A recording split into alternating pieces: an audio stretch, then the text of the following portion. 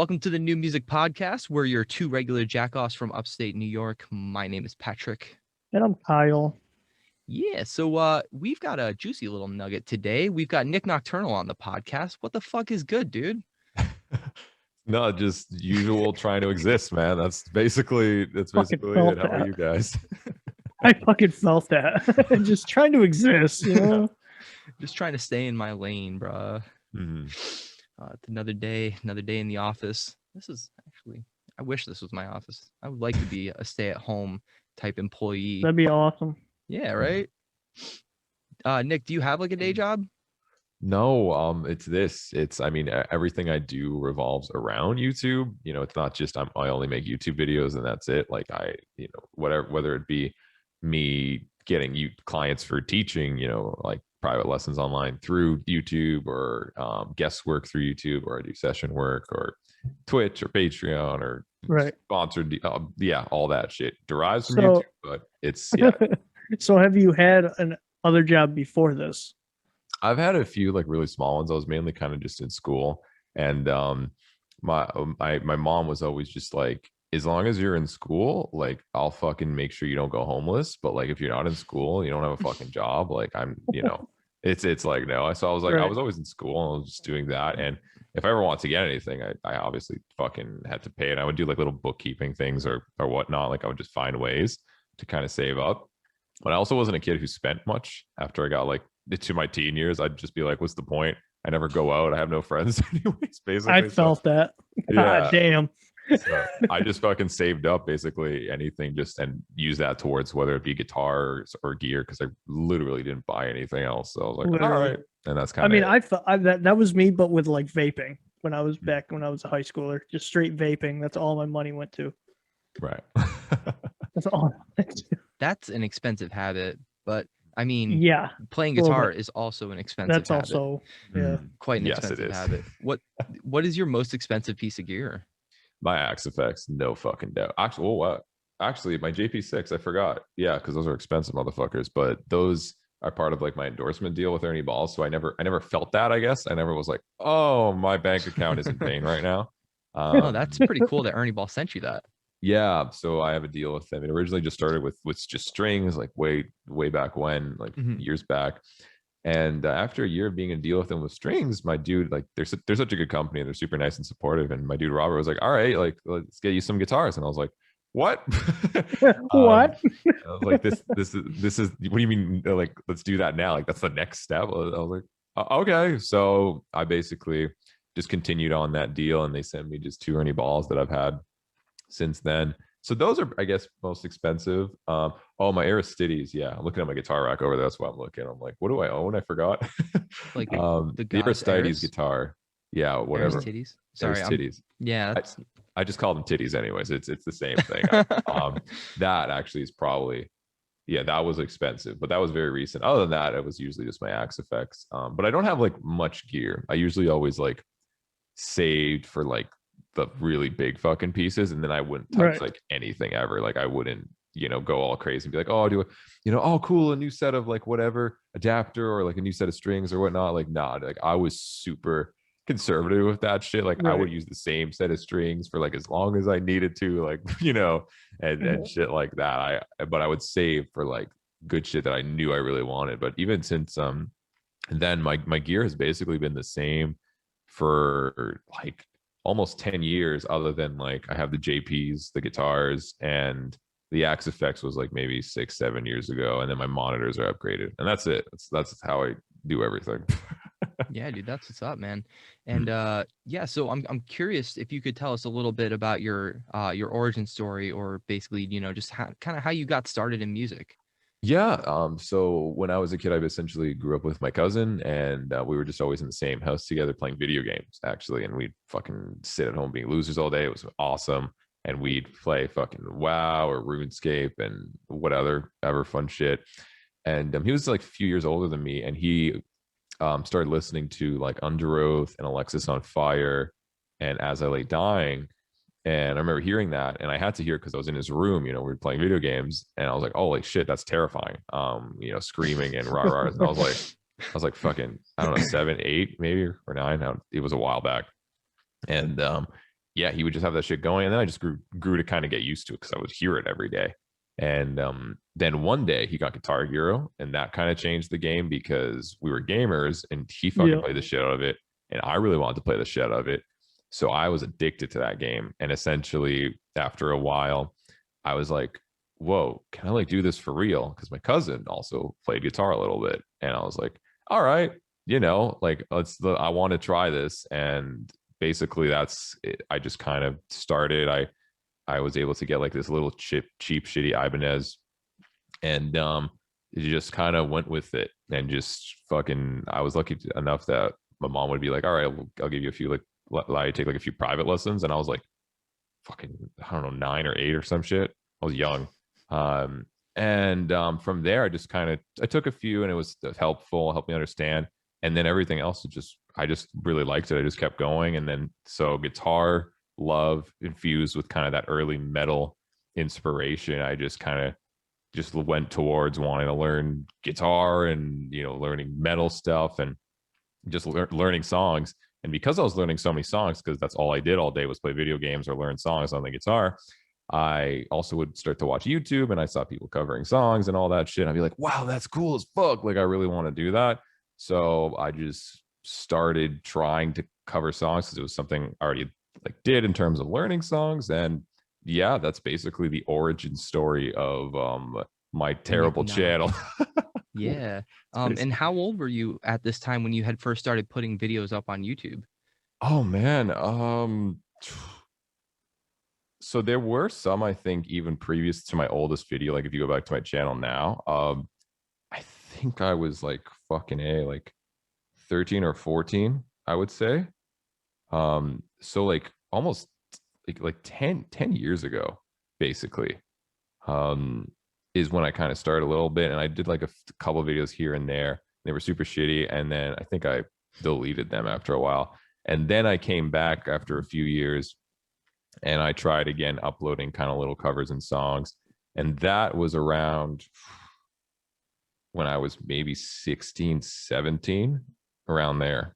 And that's kind of when I started to want to do it a bit more. And I kind of actually started filming videos and covering songs and stuff like that, because I was already writing music really poorly, but writing stuff and recording and wanting people to hear it. So I kind of combined dropping original music that like 5 people would hear with like dropping covers that 10 people would hear, and that's kind of it.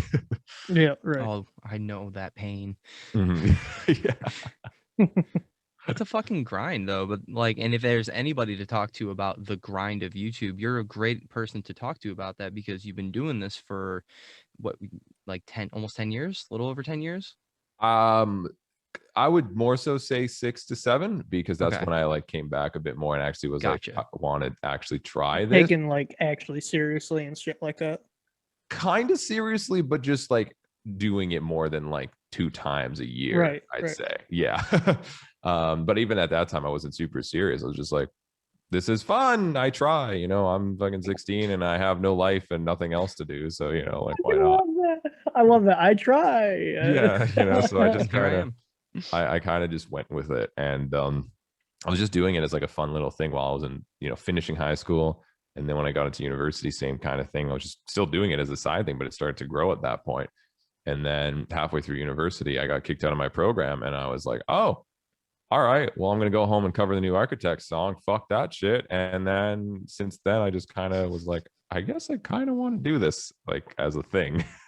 Kind of interesting looking back and saying, yeah, that was an Architect song that kind of like pushed you into the future of what you're doing now. Yeah, because I was doing it pretty consistently. But the thing was, when I got kicked out of my program, I remember that day very vividly, because I was in there for like commerce, but like specifically for accounting. I was gonna be an accountant, and I had shit grades in accounting, and I got called for the guidance counselor, and he was like, dude, like your grades are fucking terrible. Like, why do you want to do this? Even like he was asking me, like, why do you actually want to do this? Like, Oh God, you know That's it's horrible. bad. Yeah, you know it's it's bad fucking when a counselor comes up to you and is like, yo, that major that you're doing, you gotta stop.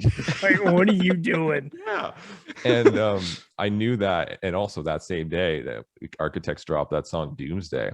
And I know that in that moment when he was telling me basically that my career path was basically not going to happen and all I could care about was going home and covering architects, I was kind of like, okay, so I think I know what I might have to do with my life a bit more now. It's not even that. Like, I can't imagine. Well, I mean, I can't imagine like someone like your major, this is what you want to do, and someone like looks at you and says, bro, you were trash. Like you cannot do this. He was right. I was fucking bad at it. Like I had like barely passing grades on all the accounting stuff. And the other stuff I was okay because it's just fucking business. But the accounting stuff I sucked ass. And that was my like specialization. So I got kicked out of the accountings program, but I still could continue on just getting like a regular bachelor's. And I was like, I'm like really glad that you were like, you had a different standpoint where it's like, oh, I can just do this then. Fuck it.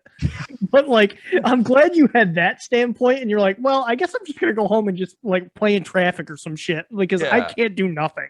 Apparently. It definitely didn't hit me like right where when I was like getting kicked out. It more hit me later. Like, oh, I don't like that's not gonna be my life anymore. Like I plan to do that for the rest of my life. And I was like, oh, that's not gonna be it anymore. Like, what am I gonna actually do? And then I was like, you know what? Like, I fucking love music and I know that the risk is really fucking high, but at least I've built something so far at that point. I don't know where I was fucking at in terms of like the numbers and sustainability, but I definitely wasn't making a fucking living on it, that's for sure. Right. And I was like, you know what? Like I'm just gonna finish my fucking bachelor's degree of commerce so I can just say there's something there, right? And I just grinded that out while also doing YouTube slightly more seriously. And when I got my degree, I basically was like, oh, the fuck do I do now? And I was like, well, I finished. I have no aspirations in life other than music and fucking being a dumbass on the internet. Guess I'll go do that. And since and at then, this time, were you monetized? Monetized is a funny word for my channel, considering over the 1,300 videos I have. I think 900 of them are copyright claimed. But well, you do a lot of reaction videos. Oh, that was later. That was okay. That came later. Yeah, no, the reactions and like expanding. I think I just started doing like the meme shit during that year a little bit. So like I had like very minor monetization. But yeah, no, even with that, I was just like, yeah, I don't know if I can make a living out of this. I see some money from AdSense. I see, some money somewhere, and I believe in it. And I was just like, you know what? I know I want to fucking do this, and I'll find a way to make a living from it. So I gave myself I graduated, I don't fucking remember the year, maybe 2018 or some shit, 2017, summer. And I said, I'm going to give myself to the end of the year to make it so I can fucking pay rent. And that was it. And if I can't by then, I can't. I'm done. That's not my thing. Right. And I just grinded like no other motherfucker for those like 6 months. And it made that time. And I was like, wow, I'd right near December. And I fucking, through the help of like getting little sponsored videos and all that shit, I could actually pay fucking rent. And I was like, okay, I guess I'm locked in now. And I just fucking kept going and I never looked back. And that was kind of it. I'm buckled up now. I need to. Yeah, that was it. Never looked back and continued being an internet plaguing all parts of it ever since. God damn. And it's funny seeing how far you've come in that time. I believe, I want to say it was like close to like 2016 when I was actually doing logos at one point. I want to say you had hit me up for a logo at one point. I was doing free logos for a while. Oh shit, maybe, dude. It's I don't even entirely remember what I did possible. yesterday. Yeah, it's possible. I just remember I was sitting in my parents' house because this was when I had just moved back from Arizona. So this had to have been like 3 or 4 years ago. And I was sitting there thinking to myself, I'm going to make this guy a logo. I don't fucking remember. It was a while ago, but it's kind of funny just seeing how things have gone. I mean, I'm looking here and it says you've got how many 1,300 something videos? Yeah, 1,300. It's I looked at that the other day and I also was kind of like, when did that happen? Yeah. It's like, it's definitely terrifying. Like, I wouldn't say terrifying, but it's like crazy to think that like you're grinding and shit like that. And I also have a YouTube channel as well, other than obviously this, but it's like, oh, you hit the 50 mark or you hit the 100 mark. And it's like, you don't even notice it. And you just keep going on with your life. It's like, holy shit, I made this many videos Yeah. Like, It's insane to me because there was never like an end goal other in terms of making amount of videos. I was just like, I fucking love doing this, and I love doing it, and like literally I just didn't have any other aspirations in my life other than this. Like I wasn't gonna go be a fucking marketing manager or go work. Like I never wanted to do any of that, even though I was in a fucking getting a degree for it, and that was just to basically be like, well, I need to do something, right? So I never right. had any other aspirations, and I just fucking kept grinding and not really caring where it would lead to. And then all of a sudden, like fucking turn to now, I wake up and I'm like, oh, damn, okay, that happened. It's what the fuck? Yeah. So, at what point did you join Termina, and how did that exactly kind of get started? Yeah, so Termin is a fun story because it was a thing that almost never got started because I was just doing Nik Nocturnal stuff. Like that was my original music. Like I had no aspirations to also join a band. Like I never, even today, I don't want to be in a band touring, right? I don't want to be in like a conventional, like, hey, let's fucking get a bunch of other people and go fucking tour the world, bro. Fuck yeah. Like I'm good doing what I do, and I'm lucky enough I can make a Honestly, living off what it's I'm I doing. just refreshing want to to hear people chill, say that. okay?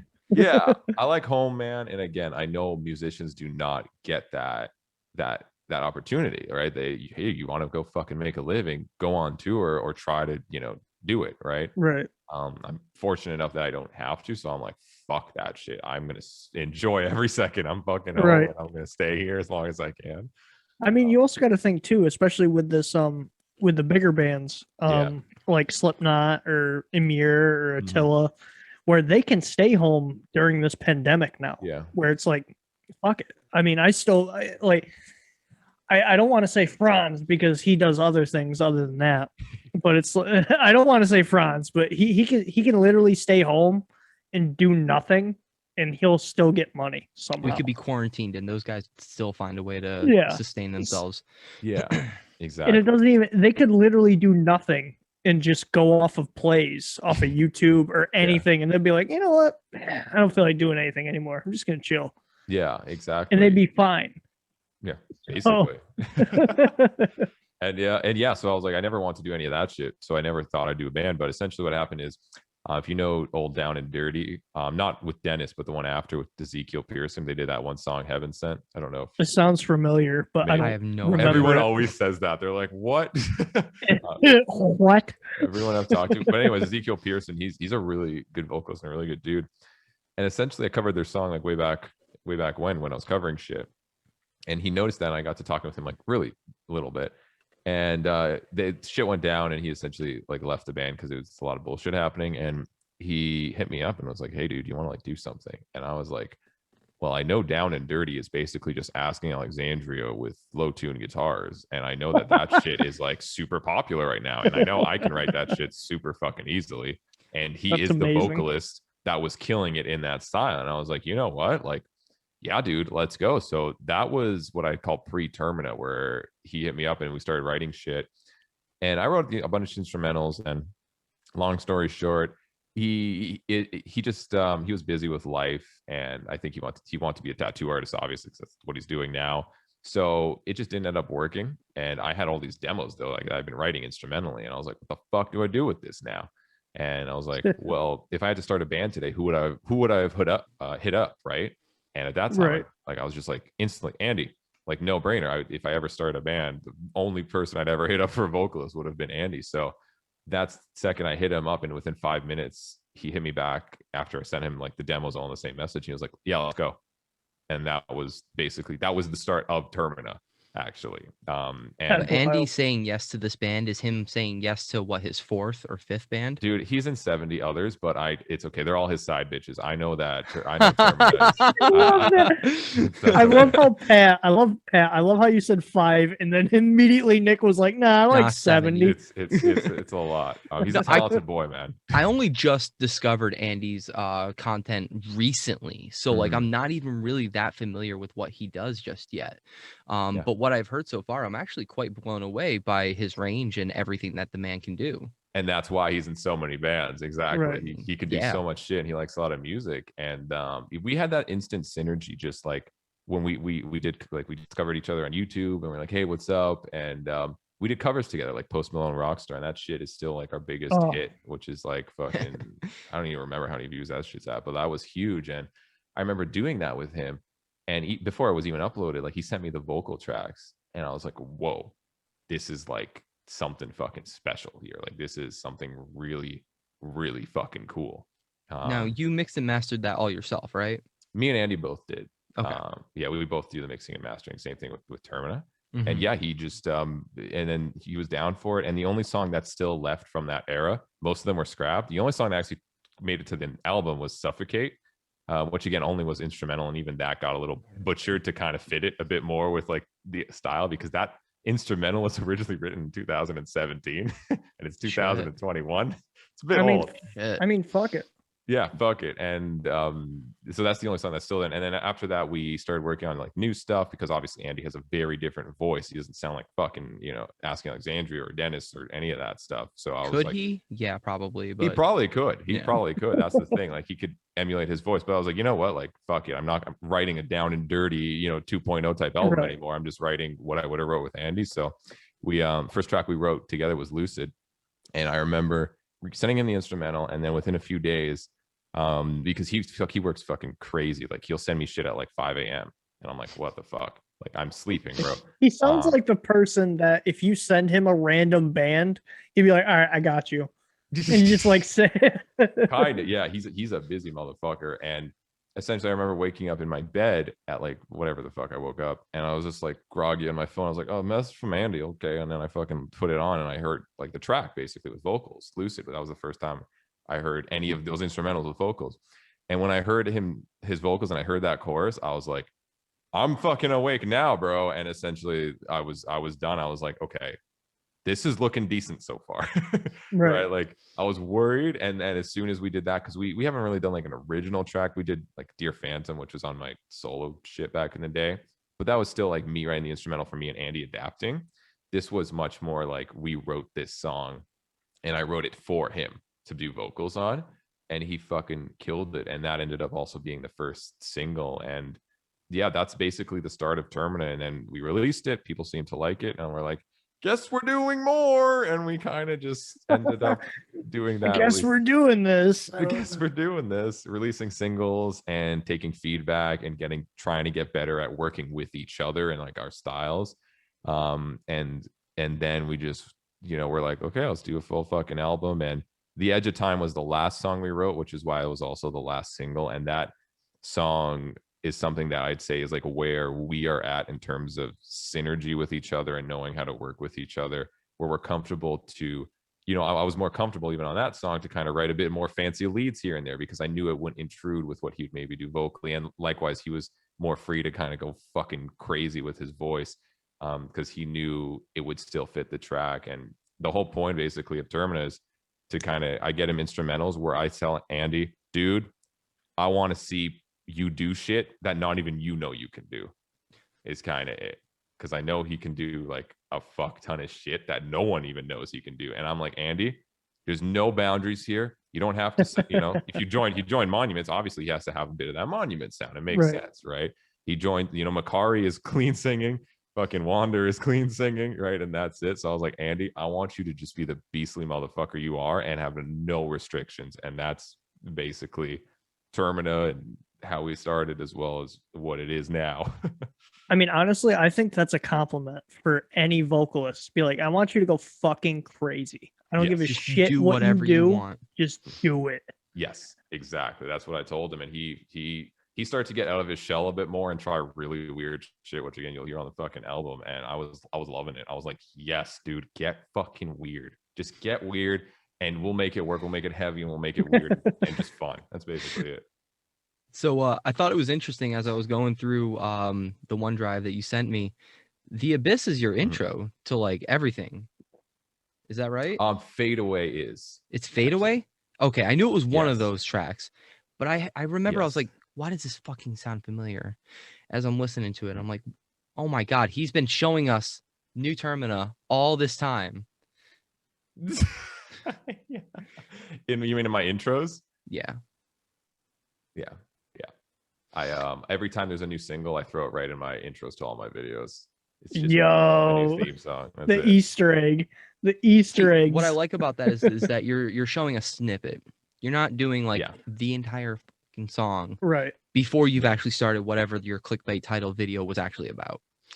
Exactly. Because like you've seen a lot of people do some shit like that. Like we get where you're going for. You want to promote your band, but do it tastefully. And this is a good example of what I'm talking about, where you advertise yourself in a tasteful way.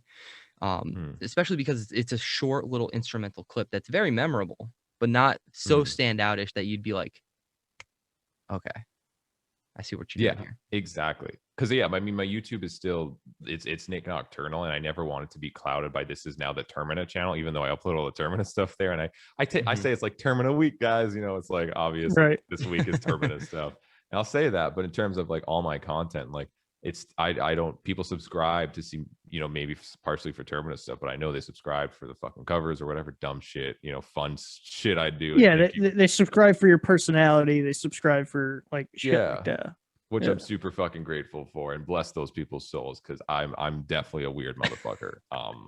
So yeah, and so I'm like, I well, the thing is, I need an intro anyway, so I'm like, fuck it, let's just use Termina songs for intros. Yo, I respect the shit out of it. Why not? Oh my god, that's fucking great. I'm actually looking at your most recent videos, doing pretty well. It looks no. Actually, that was entirely a lie. When you first, you know how when you first pull up somebody's YouTube channel, it'll show a video, but I thought that was your most recent video from 4 days ago. I learned any guitar riff in 5 minutes. You don't need to be his counselor from college, okay? Calm down. Okay, you won't catch that from me. I don't shit on anybody's streams, and if anything, even if you suck, I'm gonna tell you you're doing great, dude. You're doing great. But where I was trying to queue up to a question. Okay. The question was, how do you come up with some of the ideas that you've come up with for some of your videos? Like, for instance, I learn any guitar riff within 5 minutes or lose money. Like, how do you come up with some of these ideas? So, that's something I've been taking a lot of effort in, especially recently, because I have my series, and like I said, my channel was built on covers. That was it. For 4 years, that's all I only did is covers. And then I started branching into meme stuff and reactions. And these were all kind of out of like necessities. Like I would do covers forever, but then there was always be the droughts of, well, bands didn't release stuff, you know, this week. Okay, you know, so I guess not doing a cover. Or like just I had to do something, and I was like, okay, well, let's try some meme videos. Those seem fun, you know. Let's see if I'm funny, you know. Let's just see what happens. I don't fucking know. And so I kind of started doing those and experimenting, and they seem to do pretty decently.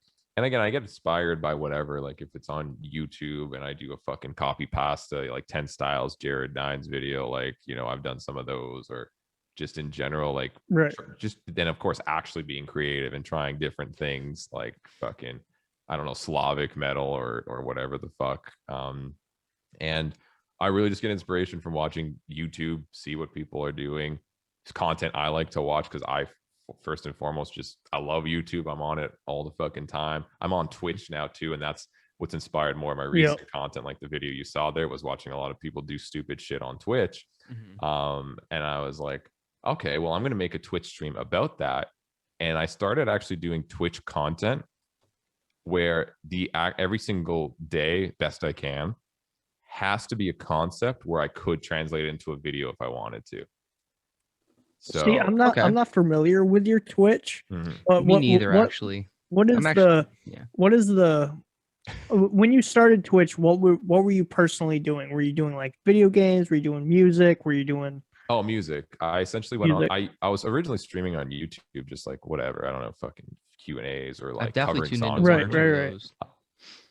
Yeah, and then I moved to Twitch because I was covering the whole Trivium album in one day in 24 hours. I was doing like a challenge. And okay. So it was like a 24-hour stream is what you were doing? Except I didn't take 24 hours. I took like, I don't fucking remember how long it took. But yeah, no, it was supposed to be like, I have to cover the whole thing within 24 hours. And I was doing that on YouTube, and then my stream got cut because of copyright. And I've been doing copyright forever, but I haven't dealt with it like in the middle of a big like fun event that I plan on. Right. And I was like, fuck this shit. I told the chat, I'm going to Twitch right now. Like, let's go. I've actually explained that to me when it comes to copyright on YouTube while you're live streaming? Because I've never personally heard of that. I've heard of like when you post something, copyright bullshit, blah blah blah. But explain to me like when you're live streaming, when copyright hits, do you get like a notification? Do you like? Yeah, it's the same thing as YouTube. You get a notification, and I think what happened there was it was a block notification. I guess the album was quick, so the album just came out, so the label still had block video essentially as the copyright rule, as you could say, if it catches this audio, or it was a manual claim. I don't actually remember which one it was. So someone came maybe to the stream and was like, I was ordered by the publisher. Yo, that's fucked. I was just gonna say that is fucked up. Anybody sliding into somebody's Twitch stream to be like, nope, shut this down. He's covering other people's music. It's not his. Well, get out of here. Well, that's the thing. It's like the bands. I've never met a band that was unhappy with me playing their shit in any. I don't think any that's band would. Yeah, I don't think anybody in the music industry, except for the people that care about copyright, like actually care about reaction videos or anything. It's honestly just lack of communication and I've known a lot about this shit because I've dealt with it for fucking my entire career at this point. And essentially it's never the bands, and it's sometimes not even the labels. But what happens is it's a lack of communication, because what happens with copyright is band releases song. Well, band never owns their music because modern day music. And then the label owns their shit. And even if sometimes not the label, the publisher owns their shit, right. Or the publisher is under the label, right? Or whatever it is. Like, there's a bunch of labels that are under like Sony or fucking Warner and stuff like that, right? Which then the label doesn't even have control. They just sit there and they're like, sorry, like, what do you want us to do? We're not fucking what the fuck you want? I'm sorry. Yeah, so it's not sometimes not even the labels thing, but what happens is whoever it is, the publisher or the label, sets the copyright rules, and it's all to avoid leaks mainly, which I understand. It's just they're very bad at communicating some of this shit. So what they'll do is they'll say, if this waveform is captured in any way on this platform, the video will get automatically blocked. It's usually what happens. So that's the automatic system. Then there's the manual system, which is simply just that all these, like, for these big bands, these big labels, these big publishers have like fucking 30 people working there, getting hired to claim YouTube videos. And they make a fuck ton of money. Oh, I can't imagine. Like, I knew about that stuff. I was just curious. Like I said, I was just curious of how it worked on a live stream. Yeah. Like someone actually came into your stream and was like, hey, can't do that. Yeah. So it was one of the others. Either I was live streaming and it just took so long to process that the automatic, because I was doing it for so long. And I think live streams takes a while for you to get the claims in general. It's not like a video where it catches it right away. The live streams lag quite a bit. So it was either that and just it was set on auto block, so it fucked the whole stream.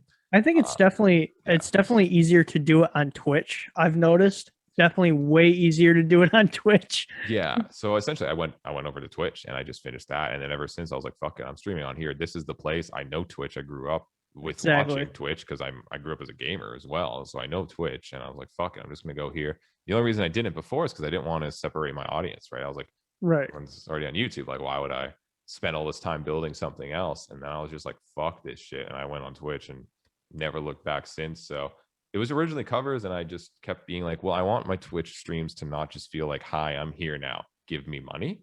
I wanted it to really feel like let's do something, let's do something to get excited. Like, I want you to it's appreciated, but you don't have to, I got you. In general. And I wanted to really give it its own essence that somewhat separates it from my YouTube. So it's like, hey, just watch me on YouTube, come watch other dumb shit I do that's a different kind of spice to it. So more recently I've been really focusing on spending exact hours trying to do like a whole event, whether it be trying not to headbang for 3 hours, right?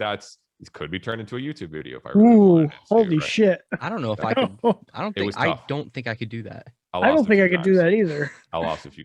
Okay, someone suggested Meshuggah Bleed. Like, fuck off. Okay, that's not happening. God, no. I'm headbanging. Fuck out of here. It's not happening. Yeah, I got fucked. I'm sorry. If someone ever, like, as soon as I hear Slipknot Psychosocial, I'm done. I can't do it. Yeah. I can't do it. So whether it be things like that, or essentially that one, which you brought the suggestion for, which I went on a huge tangent for, was I learned any riff within 5 minutes or I pay you money, was just me being like, all right, guys, you can suggest any riff. That I did say specifically 6-string, just because I don't want to keep going back and forth. I was like, any 6-string riff, you want. It can math rock, it can be polyphia, it can be all that bullshit that I can't play.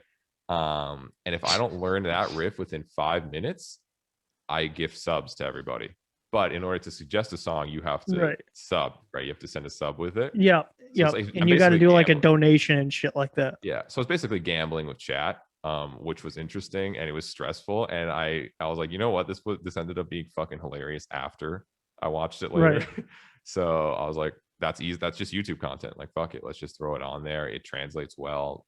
Why not? And that's kind of, I think more creators should take, note from that. I from what I've seen of your content and a couple of other YouTubers, it seems like that's where some people are putting their focus, is they're going to take macro content, like for instance streaming on Twitch, then make micro content on platforms like YouTube, and then make even smaller pieces of content and put it on like Instagram and TikTok and shit like that. I don't mean to interrupt you, Pat, but I think it's sad to say now that YouTube is micro content now.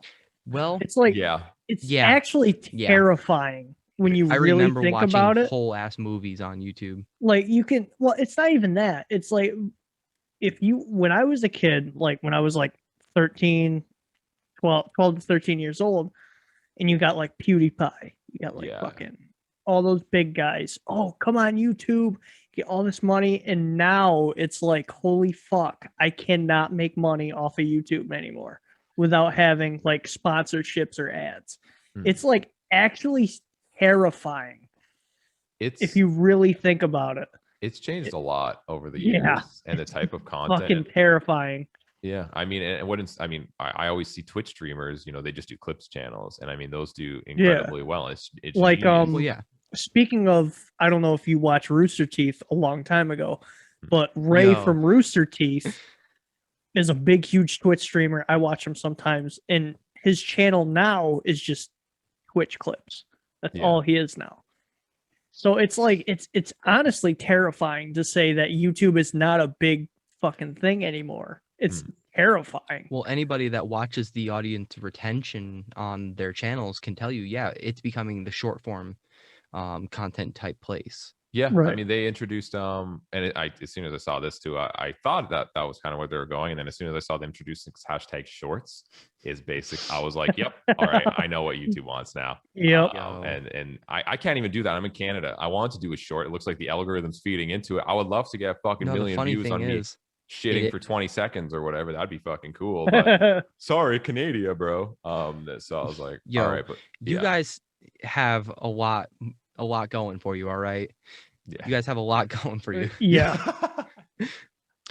No, but if I look at a couple of the shorts that I posted just based off of me and Kyle making TikToks, just basically repurposing those TikToks and putting them on YouTube, I'm getting hundreds of views compared to the less than 100 views we normally do on YouTube. Dude, same thing. Except I do it to TikTok. I take right. I download my old reaction videos because I don't have them on my computer anymore, and I download them with like YouTube 1084. And I don't even take the extra 5 minutes to download 1080. I just do like 360. My man's a savage. My man's a savage. That's all I do. And then I put it in my Premiere. I cut the part. It exports in literally less than a second because it's the shittiest fucking quality. And then while I take a shit, I fucking put it on TikTok. And it just goes, and sometimes it gets like 300K views, and I just laugh. I just laugh. That's it. I'm like, that took me no effort. It's funny because TikTok, TikTok is so fucking weird. You can think of the dumbest shit, and like you wouldn't think gets any recognition, and all of a sudden you blow up for no fucking reason. Yeah. And then the next video you post is like you get nothing. TikTok is such a weird fucking app, bro. It really is, if you really think about it. All the platforms, man, they're all so weird. And I think over the years, I was always stressed, like, oh, what type of content, should I do? And plus, what is aligned with what I want to do, right? Like that's the perfect formula, right? And now it's just been like all these algorithms are also fucked up, anyways, and they're all so dumb that I'm just like, you know what? Anything I do, I'm just gonna make the best content.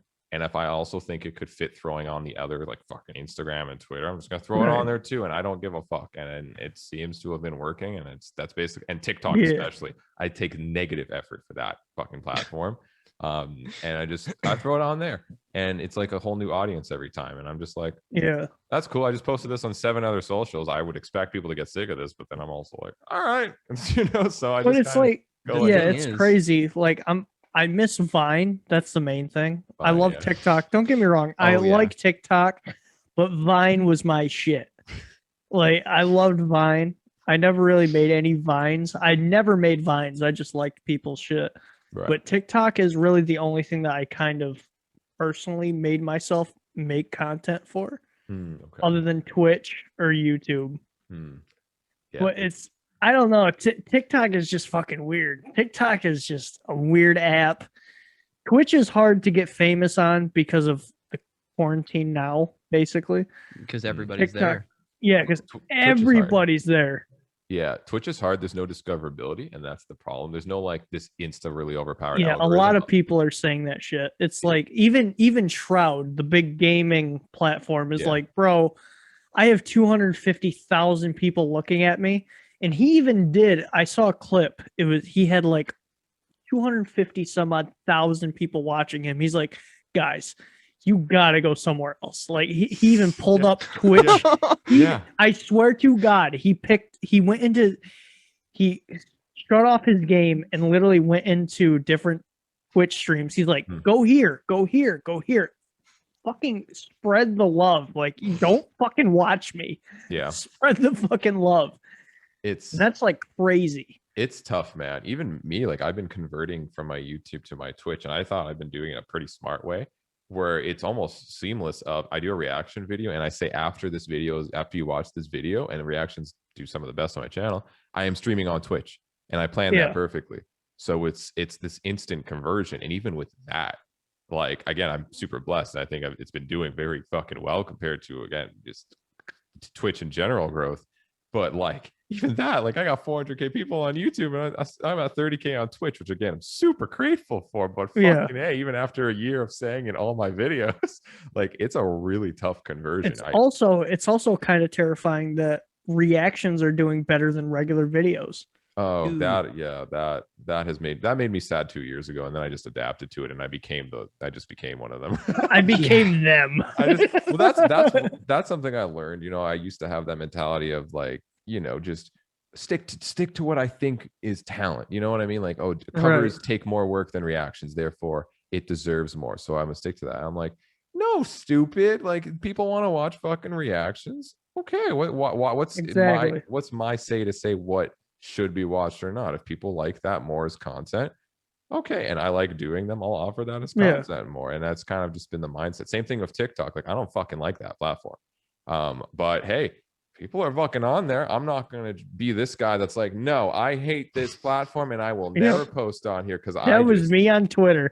That was me on Twitter. I'm telling you right now. Dude, yeah. And I'm like, I'm not gonna just sit there cross-armed and be like, no, I'm taking a stand, because no one gives a fuck if you're taking a stand. They're still going to go over there, and then 2 years from now, everyone's going to be there, and you're going to be stuck on fucking YouTube when it's been sold to Amazon or some shit, right? Yep. And what are you going to do then? So I'm like, fuck it, like I'm just going to throw it out there. It's not too hard. It's not that much work. I think me and Pat have talked. I mean, I've definitely, me and Pat had this conversation. We do a lot better with reactions than our own other videos. So no, what we were talking about at the time was because what we were going to do was we were going to commit to listening to whatever music came out that week, and then at the end of the week we were just going to talk about it on the podcast and call that the reviews episode. And we found that to be extremely exhausting while trying to talk about news, while also trying to get interviews. It was a lot of work, and it was impossible. And then trying to remember which albums you just listened to. Yeah, exactly. It's funny because like we started out as a podcast of news, barely reviews. It was basically just news, and then all suddenly we switched it up to reviews, and then now we're just like interviews. We're pretty much technically just an interview channel right now. We're just an interview channel plus reactions. With reactions, a hint of reactions. It's like it's all about adapting. I mean, same, like I've always tried to include covers, and I think I'll always do that, even though I know they don't do as well. Like I'm very well aware, and they take more time. I'll do that more because I'm stubborn, or just because like there's something, whenever I do a cover, like I feel that special way, like I felt like fucking 8 years ago or 7 years ago or whatever. So it's just more that nostalgic feeling. And that's why I think I'll always have them no matter what I do with my channel. But thing is, I'm just adapt, I'll see some type of content doesn't work as well anymore. And I'll be like, well, yeah, Nick, it probably doesn't work as well because you've been doing that shit for 2 fucking years and people want something new. And I'm like, all right, so you just adapt with what people want, Right. especially nowadays. Everyone's consuming content way more because they're at home. So I that's always been my thing. I rather adapt and do something I really like and adapt and try something new and fun than just end up hating what I've been doing forever and just stay kind of the exact same. Because if I was doing that, I'd still just be doing only covers. You know what I mean? And it'd be nowhere near where I'm fucking at today. I wouldn't be on Twitch. I wouldn't be doing any of the other stuff. I'd just be on YouTube waiting for the new song to come out only to do a cover. And that's fucking it. That's a lot of content creators. It's like, I don't want to do the same shit. Like, I need something new. It gets old after a while. It does, dude. I did it for 4 years straight without any other type of content. It was just fucking covers. And even myself, I was like, I need to change this up.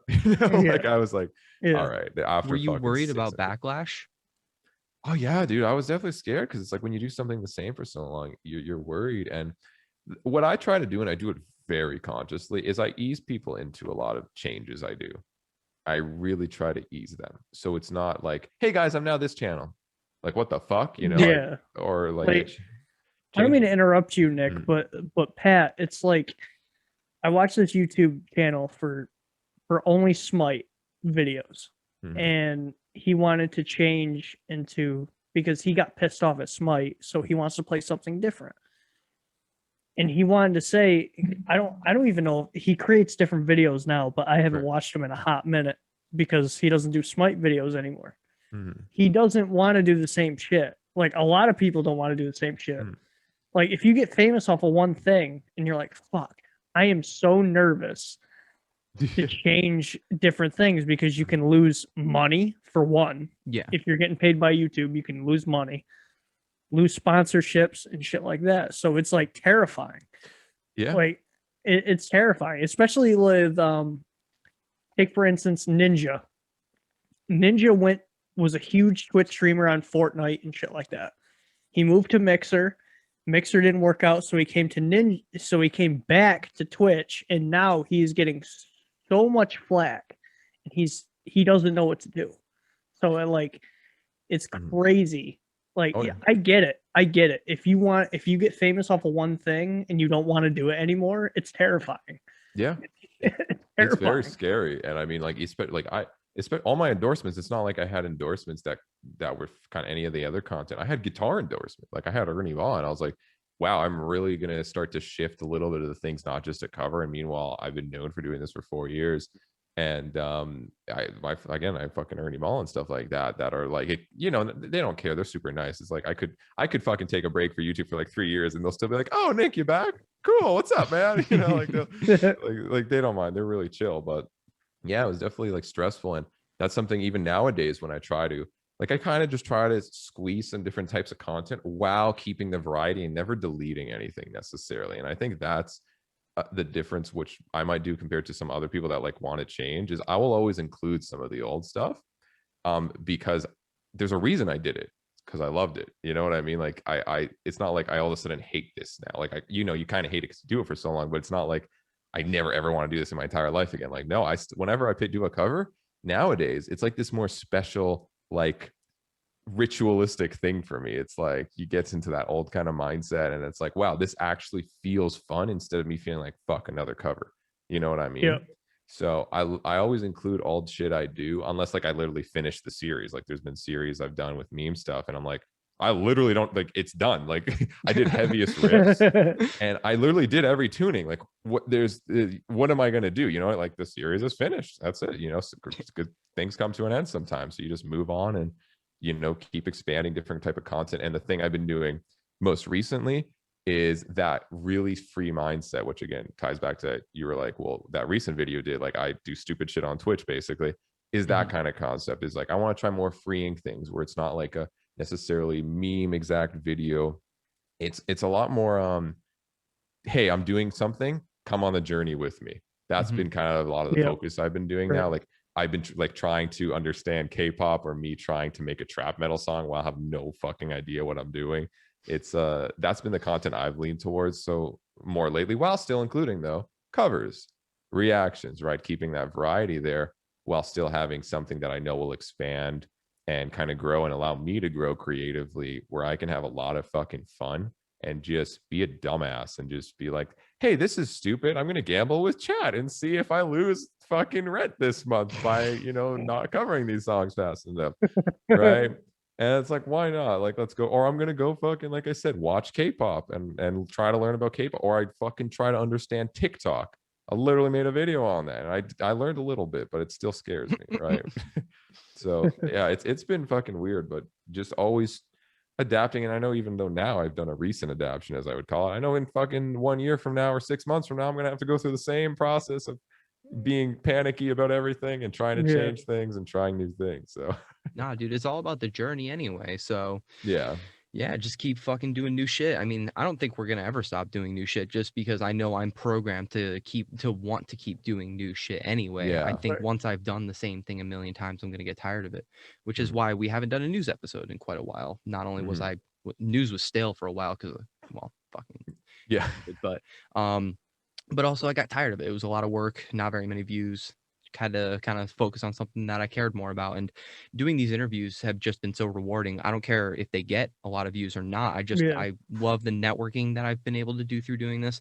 I love the opportunities I've had that I was surprised by, like talking with you today. And the friendships that we get later on. It's been very rewarding so far.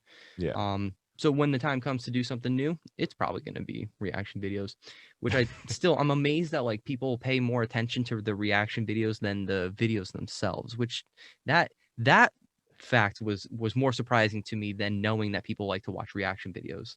I was just surprised to it, and then I got it. It's like, you know, that feeling when a new song comes out and you're stoked about it and you have to tell your buddy. Okay. Yeah. That's a great way to put it.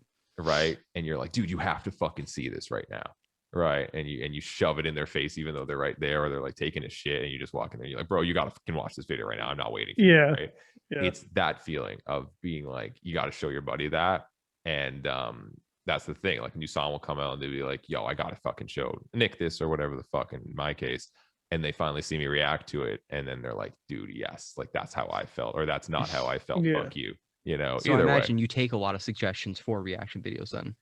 A bit. I mean, there's a lot of, especially nowadays, man. Oh my god, the last few weeks have hurt my entire life. Just how much music. It should be illegal. It should be illegal. I don't know what happened.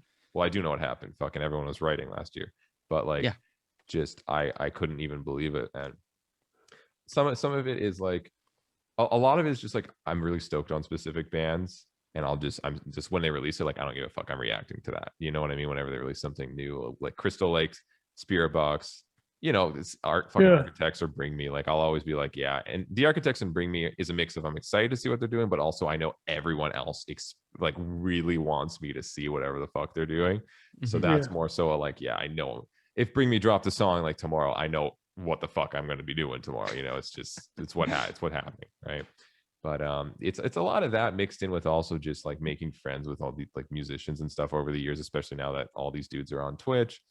And, you know, seeing that they drop stuff and I'm a fan of their band, I'll be like, yeah, dude, like, they'll do a video for you, why not? Or I'll check it out on Twitch at least, you know, which is kind of the thing I always offer. Or even working with labels when it comes to because of a lot of the bands I really love. Like, I guess a great example is like, you know, fucking Rise.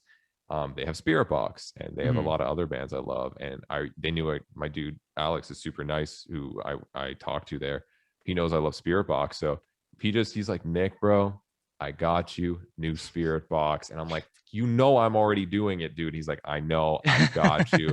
You know, and they essentially just making sure like everything's okay, and like when it comes out, and make sure, you know, it doesn't get blocked and stuff like that. Like they'll make sure, like, it's, again, that's a very recent thing. I haven't been super lucky over the past 7 fucking years of getting connections with copyright. But that's just been more so a recent thing, because labels actually start to appreciate YouTubers. And yeah, so that's also a thing. Like, if a label hits me up that I know that are like really nice and I love to work with, and they're like, you know what, Nick, like, this band just released something, and if it's a band that I've, you know, either heard of in the past or think would be interesting, I'll be like, yeah, I got you guys. Like, why not? Like, let's see what they're doing, and I'll make time. But it's just basically, if I'm into it, or if I get a million fucking requests, like whenever Bring Me drops something, or Architects, like yeah, obviously, people are going to be commenting, react to new Architects and Bring Me if I do a different video that day. You know what I mean? Like, they're just going to keep saying it anyway. That is funny how you can go through the comments on like your newest reaction video and they're already telling you to go check out that new Bring Me song. Exactly. So it's like, I'm just like, all right, I'm doing it. I'm excited. We're going to give the people what they want. Yeah, give the people what they want. And plus, I'm excited always to see what these bands are doing anyway. So it's like, it's a win-win. Like, why not? And that's usually what I go with. But yeah. You're a fan first and then an artist second. Yeah, literally that. Fan, because if not, there's no way I would have fucking been doing this for 7 years. I know, right? Like, how could you have carried on for that fucking long? Way. I would have been out after like the second month, bro. There's no fucking way. My fucking God, dude. So that brings me to question on like influences for the record, because you said that some of these songs on the new Termina record are very old, but some of them are really new. So yeah, which one of those songs would you say is like a other than I think you did actually answer that. Hold on. You said one of the songs was a almost like a reflection of the direction that you're kind of trying to go with music now. Oh, that was The Edge of Time. That's the last track on the album, yeah, and the last single we released. That one is definitely the direction where me and Andy felt the most comfortable with the track, because we kind of came together a bit more. And that was like, yeah, okay, we could really feel the song and be like, that is a Termina track. That was like, okay, that felt right. The other tracks we're really proud of, and we can also kind of put our stamp on it and be proud of them. But that one was where we felt like we kind of reached something which would be a perfect transitional into whatever we do when we like start writing the next album. Essentially, we feel like that would be a good part where we leave off and start again on doing the next thing. Fuck yeah, dude. And let's see, what is it? I can't tell right now. It's what, 11 tracks? 11 tracks, yes. And when does it drop? April 9th. On Friday. Yes. Yeah. Well, everything comes out on a Friday now. Yeah. I turned 24 on the 11th, so Jesus. Yeah. Happy early birthday, dude. I know what to get you now. Oh no. Some Nik Knock merch. There you go. Oh my God. How does the merch thing work? Are you doing well with the merch? Because I've always been curious about that with YouTubers. The Nik Knock, I was always the worst with merch because I never cared. And I'm not a dude like, I mean, you see in some of my reaction videos, I'm very quick with my promo. Like, I'm like, if fuck the merch, if good, this, okay. And no one cares about what I'm saying right now. Here's video, like I'm very kind of on it that with them. But essentially with the merch, it's just been Nik Knock stuff, and I'll throw it in the beginning of my videos. And yeah, that's my girlfriend runs all that. I'm like, hey, I'm not doing anything with my merch. Like I'm really bad at merch because I don't have time really for it. And plus, like, again, I don't want to be sitting there like, hey guys, did you buy this yet? Exactly. Like, that's not, I just don't like doing that much. So I was like, you know what, if you want to fucking run it and make the designs and do all this shit, like, you keep everything. Like, I don't. Yeah, it doesn't feel natural. It's so I've just, she's been doing it all and doing a great job, and that's basically it. She's just been kind of running that stuff, and I've been wearing it because I fucking love it, and she makes all the designs. Exactly. And I'm like, fuck yeah, clothes, dude. Like, I get to wear different shit. Like, let's go, bro. Like, I need clothes. Yeah, I need clothes, and that's kind of just been it. So yeah, it's been going pretty well, and it's just kind of been a side thing that I know my girlfriend's been doing, and just fucking designing shit, and we got even more shit coming all the time, and it's fun. And yeah, that's kind of it. Yeah, because like, especially what we have now is what Pat's wearing, the merch for Metal Merch Co. It's like it's weird to say. It's like, hey, we have this. It's terrible to promote. It's not terrible, but it's like not. It's impossible to promote. I wouldn't say impossible. It's just like, it's not you. You gotta make it yourself, basically. Well, whenever it comes to things that like it requires monetizing off your audience, I always try to like leave that to last. Like I really try to first like AdSense. Like that's just people watching shit, right? That's normal, right? So that's me monetizing off of YouTube, basically, like actually off of Google. And Twitch, of course, is people offering stuff and whatnot. And I try my best to avoid being like, hey guys, give me money right now because I want more money and shit like that. Like I'll jokingly be like, hit Twitch Prime because don't let the Lizard King Jeff Bezos keep those primes, or shit like that. But in terms of even just direct sales, like, hey guys, go buy my fucking this or buy this or buy this. Like I much rather, just, or even actually a better example is like bands always hit me up like, Nick, do you paid reactions? Like, fuck no, nothing against people that do that. But it's like, let me put it this way. What I charge a company to do a sponsored video, first of all, you should not be paying me as a band because you are not going to get a fucking return on that. A company will pay me and I'll fucking I'll do a little ad. And my audience has to sit through that 30-second ad, which I know. And I'm very honest with my audience. I'm like, guys, this is an ad. This is a fucking exactly. ad. Yeah, this is an ad. I'm not hiding this. This isn't just sneaky. This is an ad. Your boy's getting paid. Your boy gets to promote something he actually likes to use, right? You guys might like some of it, and a company pays me and I get to make doing what I'm doing, and I'm super honest with them. And I think because of that, they're super supportive of it. They're like, fuck yeah. Instead of it being like, oh, like another fucking ad. Yeah, they're just like, fuck yeah, Nick just got fucking paid, bro. Let's go, Maybe he'll actually like get a green screen or something and not have such shitty lighting soon, right?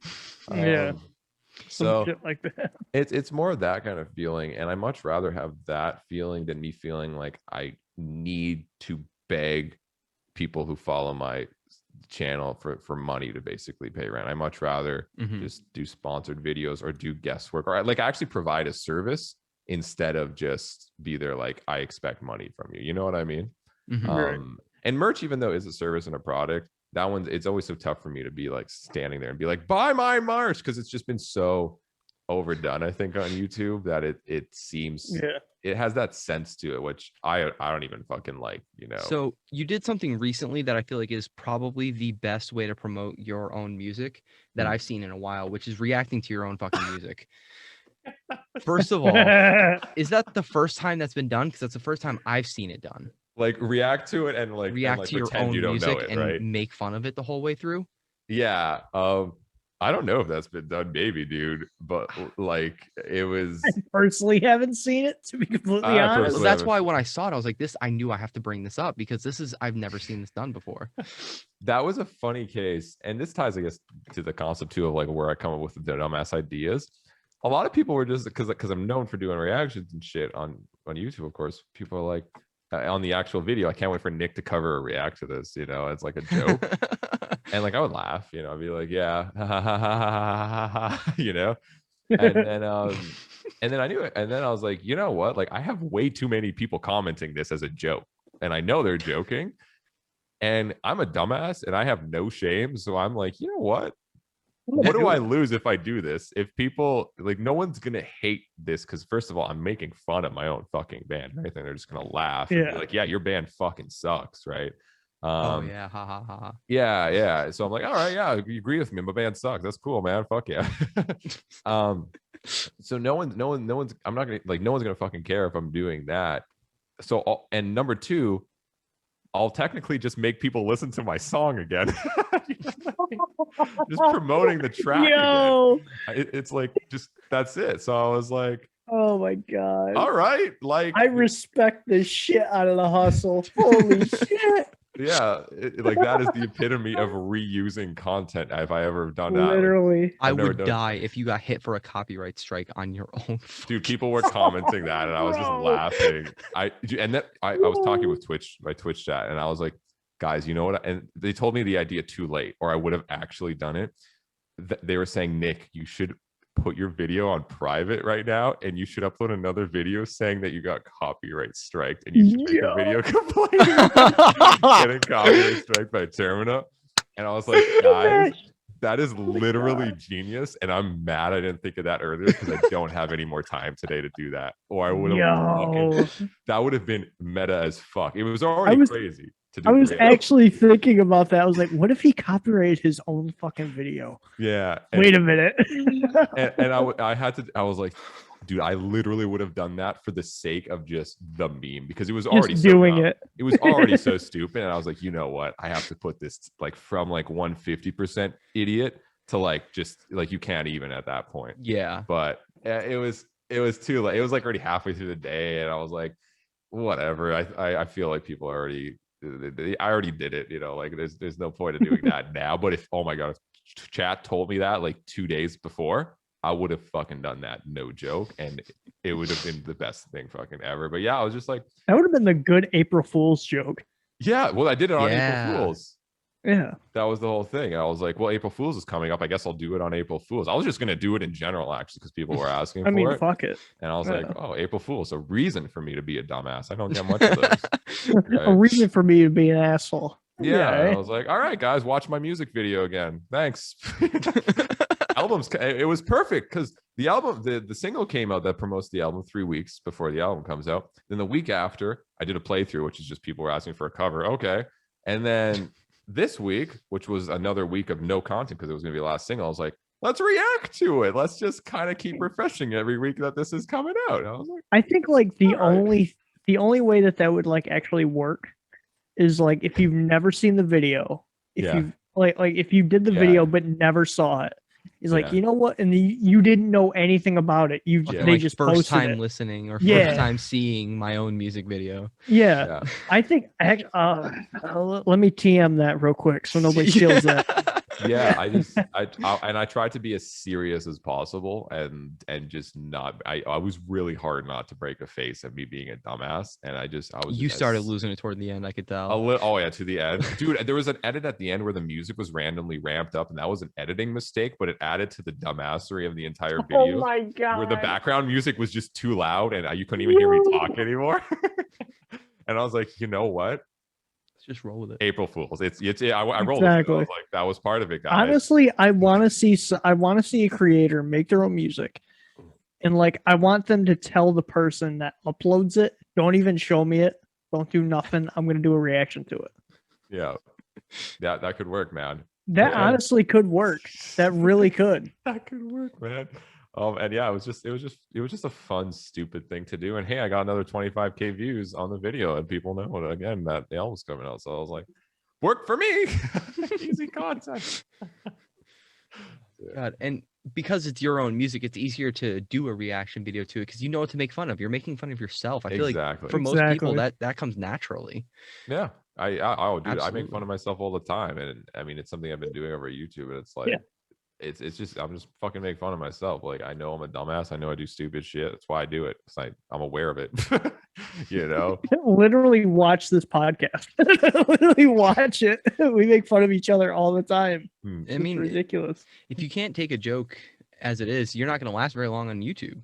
Oh, You're not dude, gonna last- exactly. You're not gonna last in life, period. Yeah, I Wait, had to grow the thick skin really quickly, and I fucking grew that shit, and I was like people could tell me like to go fuck, like literally I get comments like, Nick, go kill yourself, and I'm like, not feeling it today, guys, sorry. You know, like I'll do it fucking- later. I'll do it maybe tomorrow. I gotta finish a video first, dude. I'm I sorry. get that. You know, I like- get that all the time. It's like, oh, you're fucking autistic. Cool. I've only heard that a million times.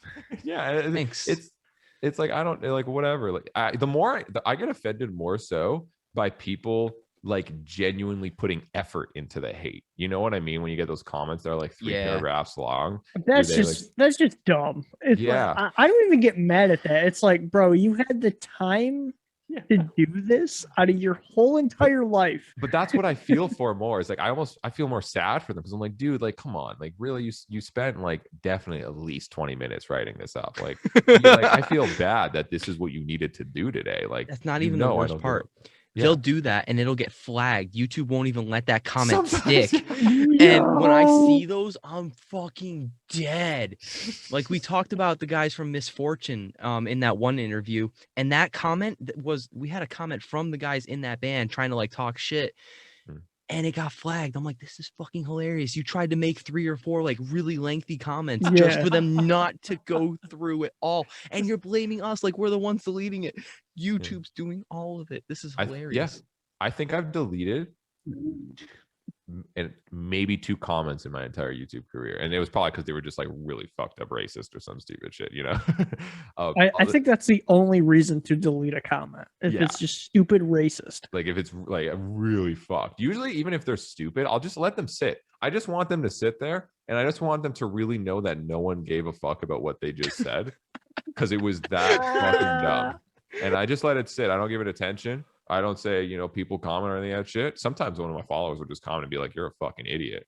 And okay, go ahead and do that. But yeah, I just let it sit. And I'm just like, I hope you feel good that no one cares about you being an asshole right now. And that's it. And usually they don't comment again. They just don't fucking care. Like, Or like, I like the ones where they send hate and then you comment like an actual insult, and then they're like, they say something stupid, and then your comments get all the likes instead of his. Yeah. It's like, bro. I just don't. I literally have not commented like on a hater in a long time, just because it's like it's more effort. They get attention, which incentivizes them to want to keep doing it. Like I just ignore them, and then they just fucking go away because they know that they didn't do anything.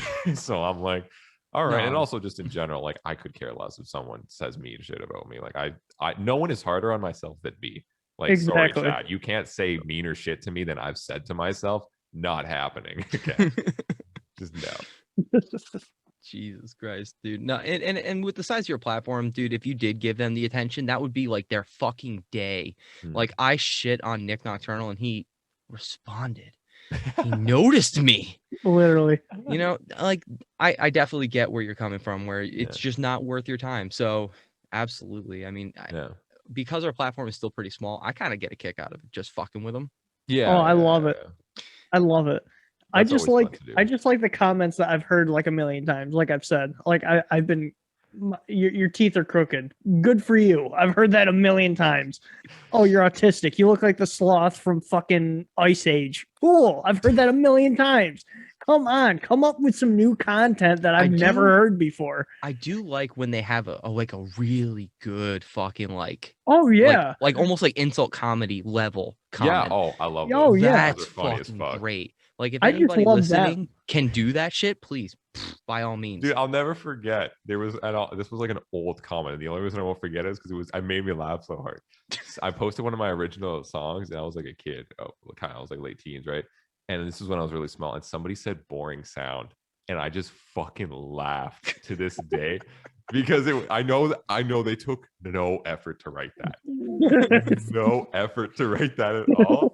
And it's like low-key really mean, but I found it so fucking funny how savage it was. Like I laughed at the savageness of it. That's probably the only comment I remember to this day. And I doubt that person even has a YouTube account anymore. He probably just like fucking stopped watching like most of my viewers like 4 years ago. Yeah, he probably just like stopped watching and just went on with his life. He doesn't even post anything or anything. Yeah. He just fucking watches videos. That's it. Doesn't comment on nothing. Those commenters are always, no real profile picture, like an anime hentai Ahigo face or whatever. Or absolutely no profile picture whatsoever. Right. And they've got some sort of fucking absolute mess of a fucking username. No uploads. Fucking great. All right, cool.